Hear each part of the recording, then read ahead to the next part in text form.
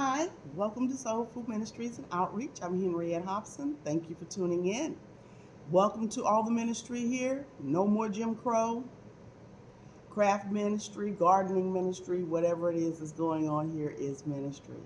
We are here, and I say we, me and Jesus. We are here to bring hope, to bring strength, to bring awareness, whatever is of Him is what we're trying to do. Well,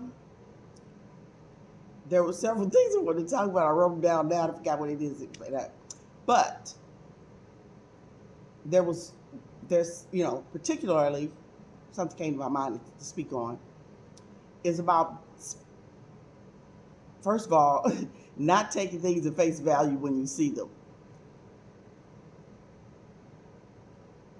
I've always known postcards never usually are the way that a place looks when you get there. The picture has been, embellished or what have you. Only one place that I know of for sure that I can say was truly postcard card um, accurate. And the postcard really couldn't have done it justice because being in the atmosphere with it going on does something emotionally and spiritually to you that is just beautiful. And that is Arizona's sunsets. Absolutely breathtaking, and just it engulfs you with orange and red and amazing. I mean, the whole entire area that you are in. You look at your hands; they even can look orange. Just beautiful. One other sunset I saw that I've seen many sunsets that are just wow. Here where I live, right in the USA, in Midwest, but I was in California and I was in the mountains and I was coming down from the mountains that evening and I looked over and the sky was ablaze. Oh my goodness, what beauty. It was breathtaking. It really, really was. People were pulled over to the side trying to take photos. I was trying to take a photo from the window of the car because we were trying to get out of those mountains before it got actually dark because we're not that familiar with driving in those mountains, and people were flying. I mean, they were really driving fast, because they're used to coming in and out and going back and forth. But the camera just did not pick up the reds. It looked like the Ten Commandments, um, with Cecil B. DeMille, Cecil B. DeMille's Ten Commandments, the burning bush, and the roar of the mountains when the mountain was stirred, God was stirring it. It was most beautiful. I just deleted the whole. I guess I could have tried to fix it, but it didn't even pick up the reds. I don't know what happened. My camera usually will do better than that.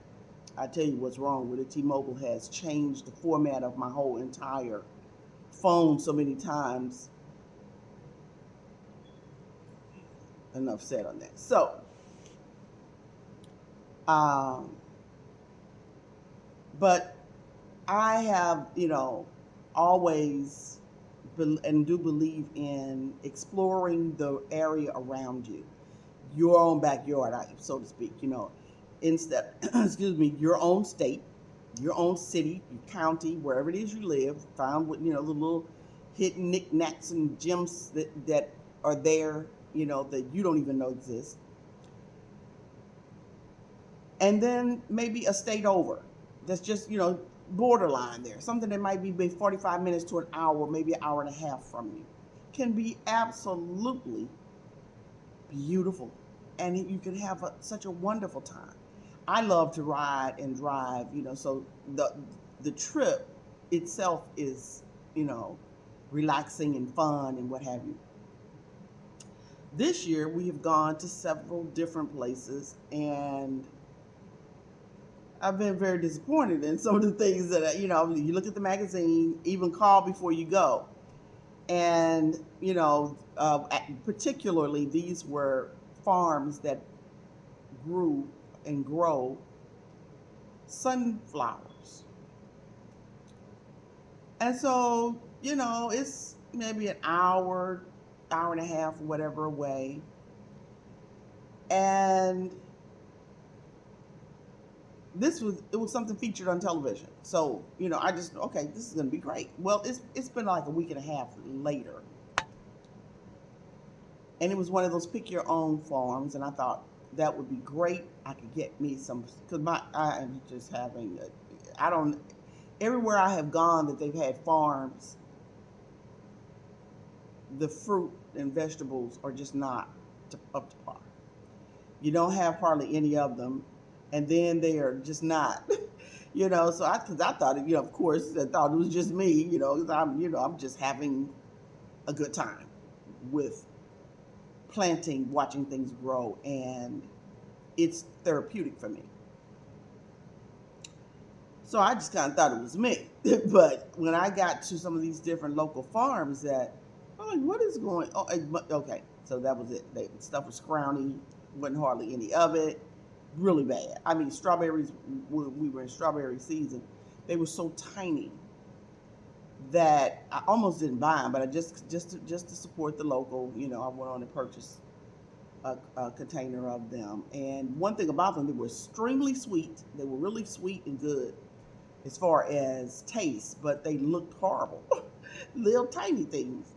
So then I bought some peaches at one of the local orchards and farms that I went to, that I go to, and been going to for years. I mean, worms in a big, huge worm in every one of those peaches. Beautiful peaches. And the one that didn't have a worm, I was leery about eating it because it's like, okay, maybe I just can't see. It might be eggs in here or whatever. But they were sweet, they were juicy, but I mean, big fat worm.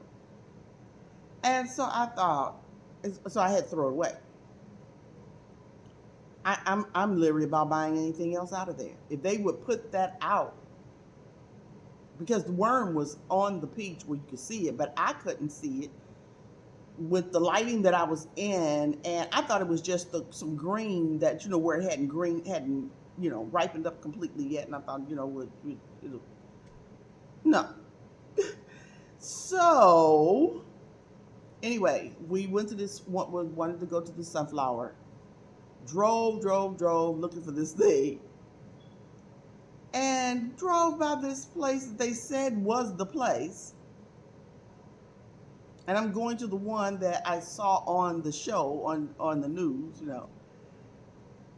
They had like one little row of of maybe that was just what was left, and the people had said that at a gas station or something, it's only 4 acres. Well, even just at 4 acres, it's going to be beautiful if it's full of sunflowers. I didn't see any more sunflowers anywhere. Was nowhere to pull over hardly. I mean, it was a mess. It was someone's home. We passed it up because that's somebody's house, And they had a little vegetable stand there with selling some tomatoes or what have you. But I'm like, that can't be it.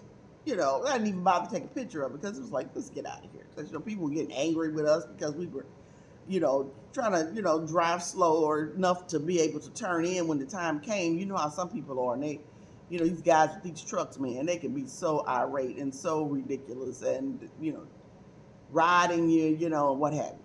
So then, okay, I was looking in one of the local magazines, field full of sunflowers. I mean, they were just, And so I thought, okay, this time, I was like, call them this time. Called, made sure, talked to the young lady. And, she just led me to believe that there was, this big abundance of. Now, it was a nice, neat farm. The only thing was, it was like a quarter of a mile of nothing but rock and dirt road. So you got to creep along, keep from tearing up your paint job on your car. Oh, it was really something. Then when we got in, it was like, of course, totally rural, tucked way, way back. And so we get there. It's like, where's the sunflowers? you know, and it's a wedding venue as well. Beautiful barn, nice, barn that's there, painted, and for weddings that they have there. But and a gorgeous pond with a big waterfall coming out of it, and a half round bridge where people could take photos and what have you. It was beautiful, beautiful little, just one little set. And I mean, it was, minimal, but it was beautiful. And I don't know how long they've been. I know the farm itself has been in existence for a little while because the people that were on there were older people. But this was a young lady, and she was saying it was hers, and I didn't get a chance to really go through, the history on it and find out a little bit more. We were trying to get out of there, so we had run into an accident where people were killed. We didn't even know. I mean, and I had been. I told my husband, I've been feeling different all day, and feeling like I ought to be praying about something, praying, and there were like 3 or 4 semis that were like tore up. I mean, one of them, half the semi was torn off. It looked like it was empty. But then was another one, the side, bottom side of one side of it. I couldn't see the other side. It was torn a hole. I mean, you could see what was inside. And then there was another truck sitting over on the side. I don't remember clearly about that, but it was a lot of debris and things that were on the side of the road over. Then there was one that was the load was corn, and most of the corn was still in the truck, but it was spilled all out on the ground. Parts were spilled out on the ground. And I thought, wow, because we sat through that probably about 45 minutes, I'm guessing. Maybe 30. So, Lord got us through it, faster than we anticipated, actually, because it was really down there. And so when we finally got to the place, the young lady had said that it happened because there were no ambulances around, so we thought, oh, great, nobody got killed or hurt. And there were no ambulances. It was just, trucks trying to haul them, and tow trucks trying to find out how to tow them away, get them out of the way and tow them. So she said something had caught on fire, whatever, that the night before. And that wasn't the first time they had an accident like that there. So then I come to find out that, and I was praying, in the Holy Spirit as we were riding along, and I do that often, because I am praying for salvation and revival to come, and tearing down racism and all the other ugly things that the enemy's doing. So come to find out that people had been killed. So anyway, when we got there, the young lady was just hugely nice, and in these rural areas in the Midwest, there's a lot of racism against Black Americans. But she was a sweetheart. She lives by the motto that it's like, it doesn't make it. Why are you treating anybody bad? Money is green. Credit cards, it's like green money. Listen, just because you don't like a certain race, which is terrible, you need to treat them right and be glad you have them as a customer. But the hate is so bad, So she was hi, she was just, I was surprised. Pleasantly surprised. And so, we all greeted each other and everything. Hi, how are you? Such, And so she was just telling me, to my husband and I, okay, this is how this goes, this is how this, and what have you, and it was like, wow, this is really nice and pleasant. So, but there was no big deal sunflowers. It was not. The area was very neat, very well kept, very well done.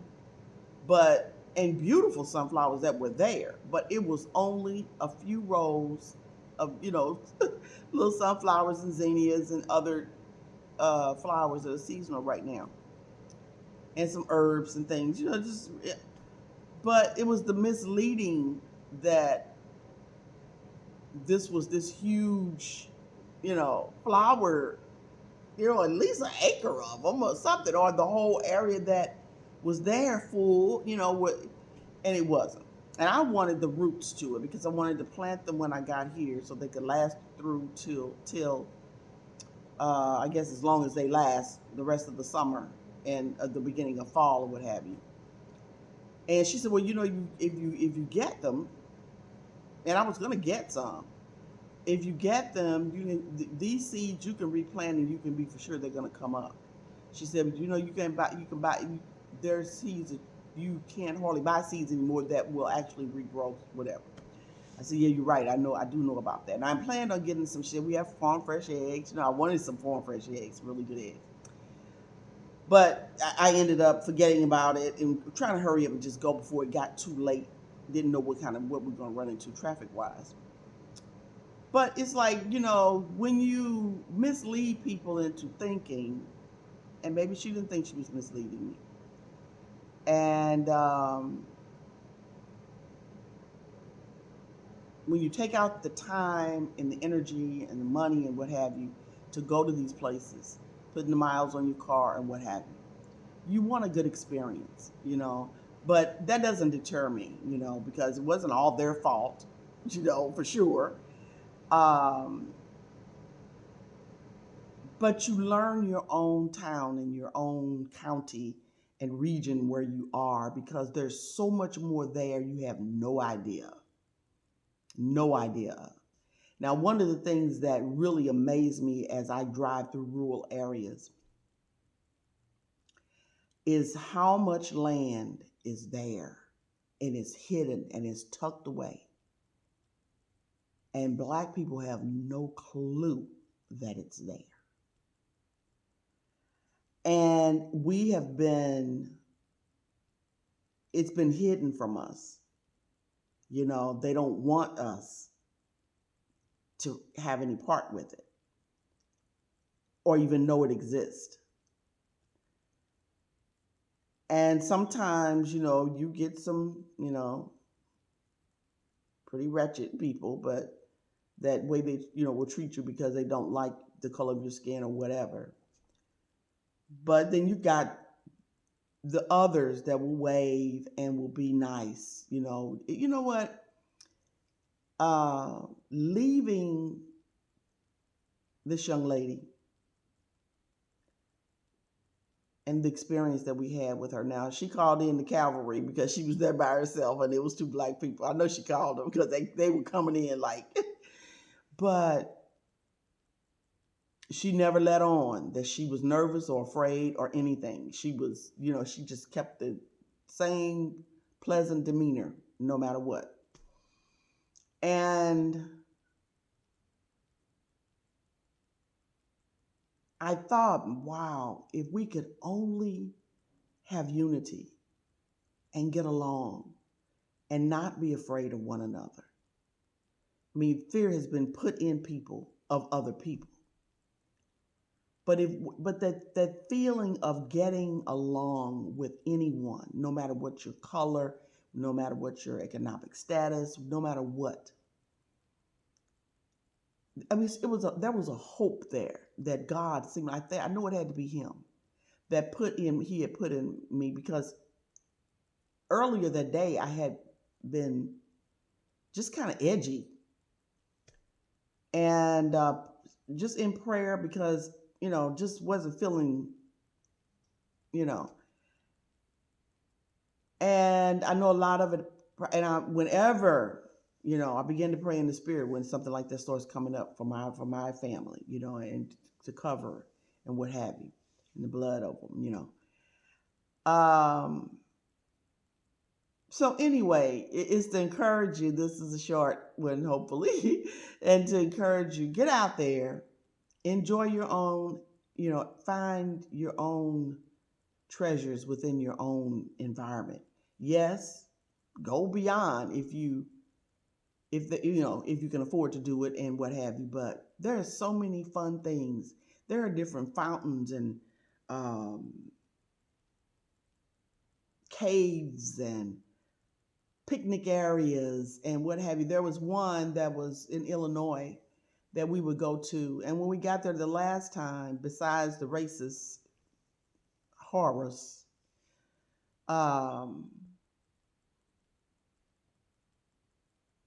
they had changed the format of everything, and it was like, why did they do that? They had a um, it was the highlight of the actual of the park. It's like a state park, and it might be a national park. I know for sure it's a state park, and it's a deck that stuck out, and it had information about how the two rivers met in that area. You could see out to it. And it was a beautiful view when there wasn't any fog or smog or whatever. And they, I don't know who suggested that, but they removed it, stuck two benches, one on each side of a hill with a bunch of weeds for butterflies. Well, why are you putting benches there? Because you can't see the area where the rivers meet because the weeds are taller than you. I mean, it was a bad move. It was just a bad move. How can you expect your city and counties and regions to get better if who's on the boards? Who's on the boards? I mean, really, I'm just telling you. So, find the little places and find out some history. You'll be surprised what you will find.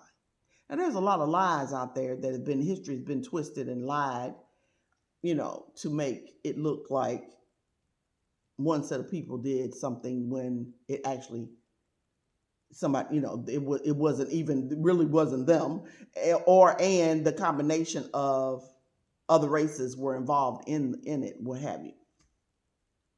But it is important to learn, and especially take your children to learn and enjoy and find out about their neighborhood and about the area around them. What fishing holes are good.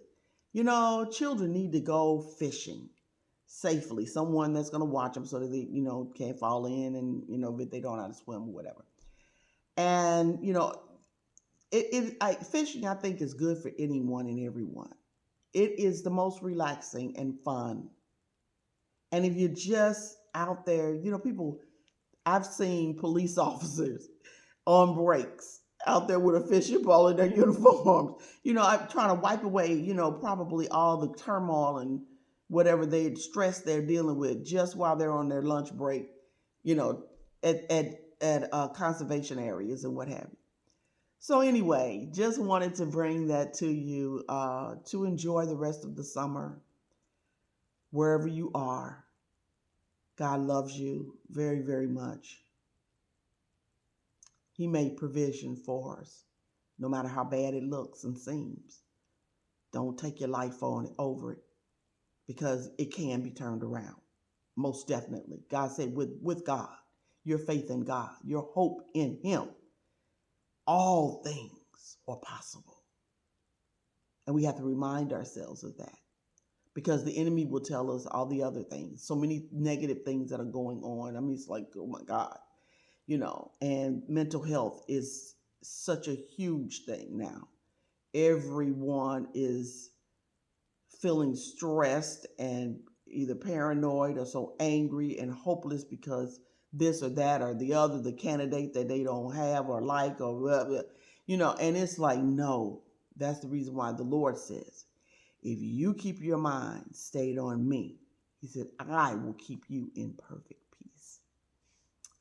Well, we're going to wrap it up for now. And I pray that encourages you to fight on, to go on, to press into Christ. And I don't want to use the term, fight because people are taking it and twist and turn it around. Wrong people use it.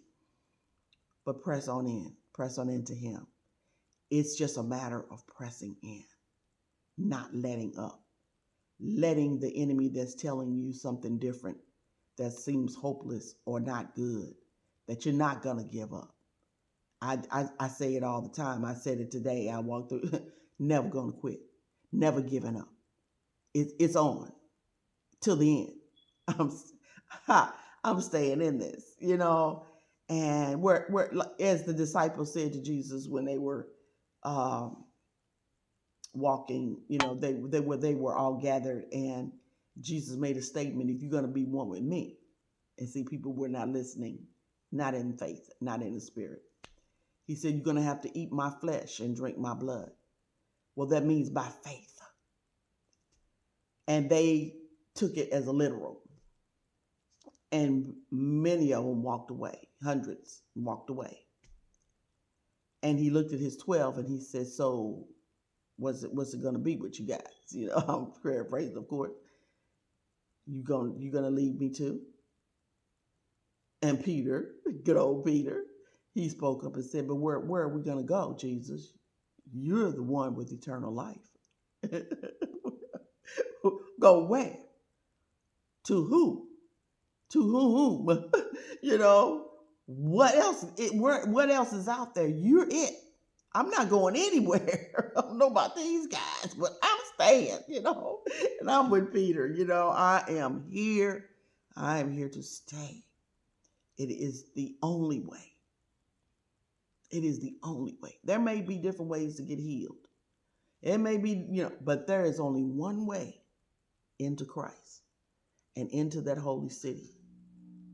And that is through his blood, through his broken flesh and his shed blood. There are not many ways to heaven. There's only one, and Jesus is it. See you next time.